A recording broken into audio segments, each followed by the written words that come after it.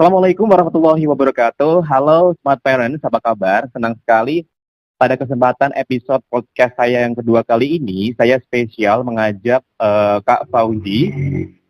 Dia adalah salah satu psikolog yang sudah melalang buana ke beberapa daerah, pastinya di Indonesia dengan pengalaman yang cukup tinggi. Dan hari ini beliau juga bekerja dari rumah dan akhirnya bisa ngobrol-ngobrol dengan saya. Kita sapa dulu ya. Halo Kak Fauzi, apa kabar? Halo, kabar baik. Nah, terima kasih ya Kak udah memberikan waktunya kepada saya untuk ngobrol-ngobrol tentang parenting di kesempatan podcast yang kedua kali ini ya. Istri sehat ya? Alhamdulillah. Alhamdulillah. Sekarang pertanyaannya udah berganti istri sehat ya, kemarin belum. Iya. Oke. Kak Fauzi, ini ada beberapa bahasanya itu problem atau masalah di dalam dunia pendidikan khususnya anak, bukan hanya pendidikan formal ya, tapi juga ada pendidikan informal nih. Nah, salah satunya ada permasalahan atau problem itu terkait dengan ada anak yang susah fokus Kak gitu. Sebenarnya dalam pandangan dunia psikologi sendiri, apakah ini sebuah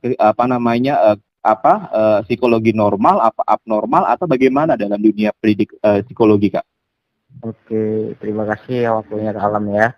Saya akan memberikan sedikit informasi tentang apa yang pernyataan yang Anda sebutkan ya. Jadi kalau kita menyebut bahwa banyak anak sekarang sulit fokus di keluarga gitu ya.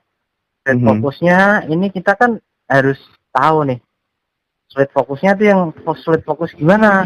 Sulit fokus belajar, sulit fokus bermain, atau sulit fokus berkomunikasi, kan ada banyak faktor nih. Ya, jadi ada banyak faktor. Salah satu kondisi yang paling kita sering jumpai atau sering dengar, kalau itu namanya bahwa sulit fokus, tapi kalau fokusnya memang pada konsentrasi anak, kita sebut pada konsentrasi anak, kita biasa disebut dengan, kalau bahasa psikologisnya, attention deficit hyperactivity disorder, atau kita bisa singkat dengan ADHD. ADHD ya Kak? Anak ADHD itu kondisi yang membuat anak itu menjadi seperti hiperaktif, terus kemudian impulsif, ataupun sulit berkonsentrasi pada suatu hal. Ingat ya, pada satu hal. Oke. Jadi kalau contoh umpamanya anak saya kok belajar itu sulit konsentrasinya.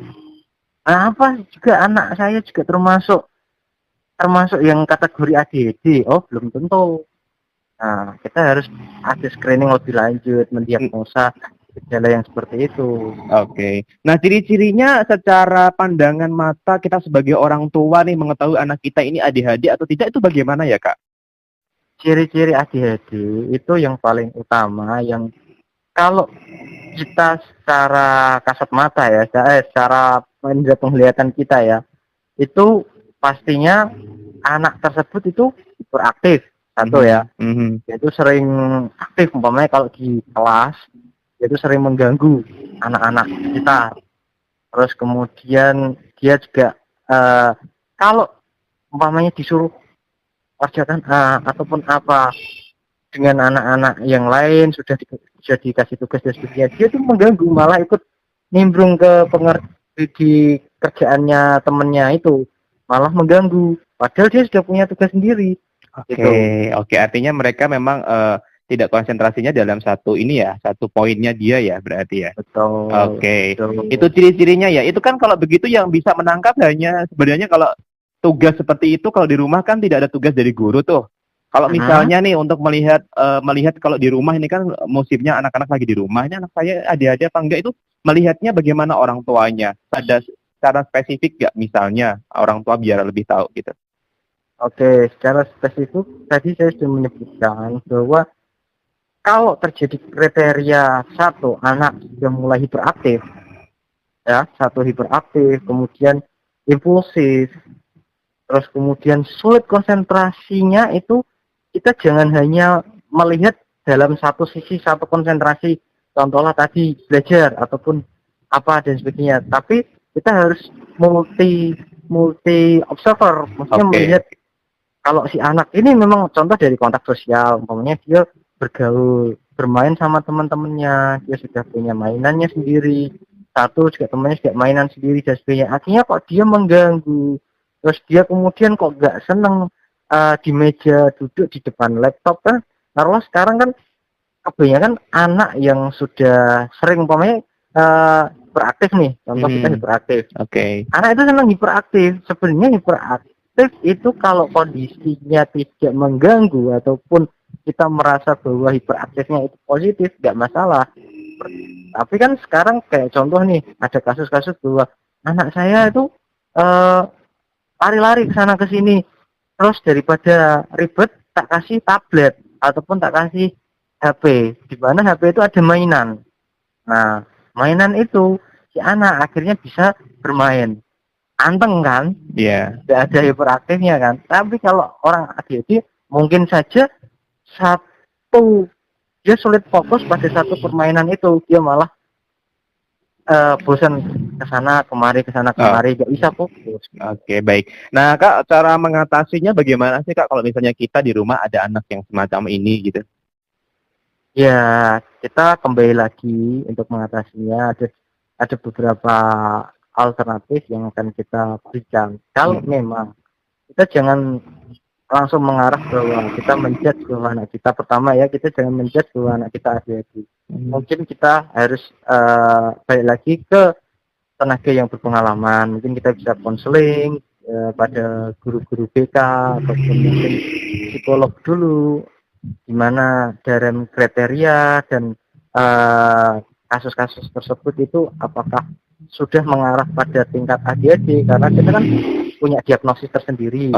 Itu. Terus kemudian kalau memang itu mengarah ke ADHD, ya kita mau nggak mau memang salah satunya intervensi baik dari tenaga yang berpengalaman, kita juga perhatian sama kedua orang tua juga harus fokus menghadapi anak itu, jangan terpancing emosi, karena orang ADHD ini biasanya kalau kita semuanya sudah pekerjaan, sudah sibuk nih sebagai orang tua, emosi terus sebagainya, anak kok nggak bisa anteng, kasarannya kayak gitu ya, bisa anteng dan sebagainya, akhirnya kan emosional kita kan memuncak, apalagi sebagai bapak ataupun ibu biasanya sudah banyak kerjaan di rumah ditambahi kayak gitu, apalagi ada keluhan dari sekolah kalau si anak itu nggak mau anteng ataupun buat kasus-kasus tertentu, kita kan orang tua kan mesti umum ya, mesti emosi gitu ya.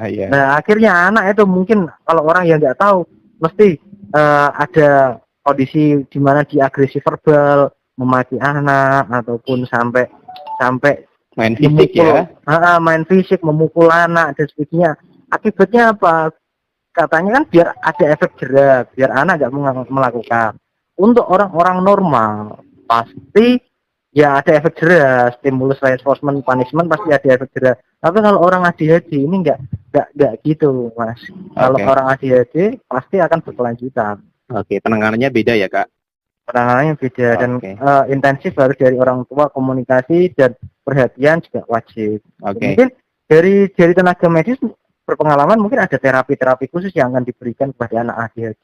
Oke Kak, ini sebagai tips untuk orang tua yang mungkin mengalami anaknya ada yang gangguan ADHD semacam itu, bagaimana sih treatment pembelajaran misalnya nih, bagaimana treatment yang diberikan, karena anak ADHD biasanya kan mereka geraknya bebas gitu ya, atau geraknya tidak mau dibatasi. Bagaimana cara pembelajaran yang efektif bagi anak yang mengalami ADHD ini, Kak?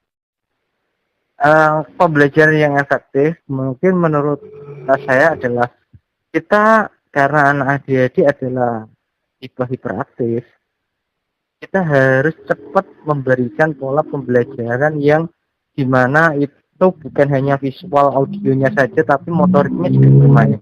Kinestik berarti ya, Kak, lebih condong praktek ya, Kak? Betul, dia lebih condong ke praktek. Kinestetiknya mungkin disuruh menyusun balok-balokan mungkin, ataupun menyusun puzzle dan sebagainya. Tapi ingat, anak ADHD ini tidak bisa waktu yang terlalu lama. Mungkin beberapa waktu, taruhlah 1 menit atau beberapa 2 menit. Jadi istilahnya ada perkembangan untuk dia bisa semakin lama dalam pembelajaran.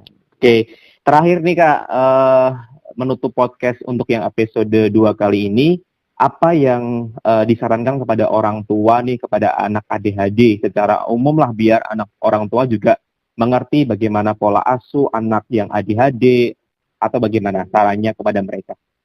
Oke, saran saya untuk ibu-ibu di rumah ataupun bapak ibunya yang memang anaknya mengalami ADHD tersebut, satu satu jangan panik tetap ya, seperti yang ada kasus wabah virus corona ya, jangan panik. Oke, yang kedua, tetap komunikasi dengan anak secara intensif itu tetap berlaku, karena komunikasi itu nggak akan ada matinya. Itu penanganan yang lebih utama. Yang ketiga juga faktor gizi juga penting. Ini walaupun memang kita fokusnya ke perilaku terus, tapi juga faktor gizi. Apa yang dia makan? Salah satunya kalau kita berbicara pada gizi juga mempengaruhi perilaku loh, sama saja. Perilaku juga kalau gizinya nggak baik juga sama saja kan, kayak gitu. Itu. Oke, terima kasih ya Kak atas waktunya untuk ngobrol di podcast saya yang episode kali ini. Jangan bosan, nanti saya undang lagi untuk ngobrol-ngobrol bareng seputar parenting anak. Terima kasih Kak Auzi. Sama-sama. Sukses selalu, sehat selalu ya. Salam buat keluarga. Terima kasih. Assalamualaikum. Waalaikumsalam. Dan teman-teman, Smart Parent, begitulah obrolan saya dengan Kak Auzi tentang bagaimana mengatasi anak yang mengalami gangguan ADHD. Sampai ketemu di podcast berikutnya. Jangan lupa like, share, dan komen kalau bermanfaat. Sampai jumpa. Assalamualaikum warahmatullahi wabarakatuh.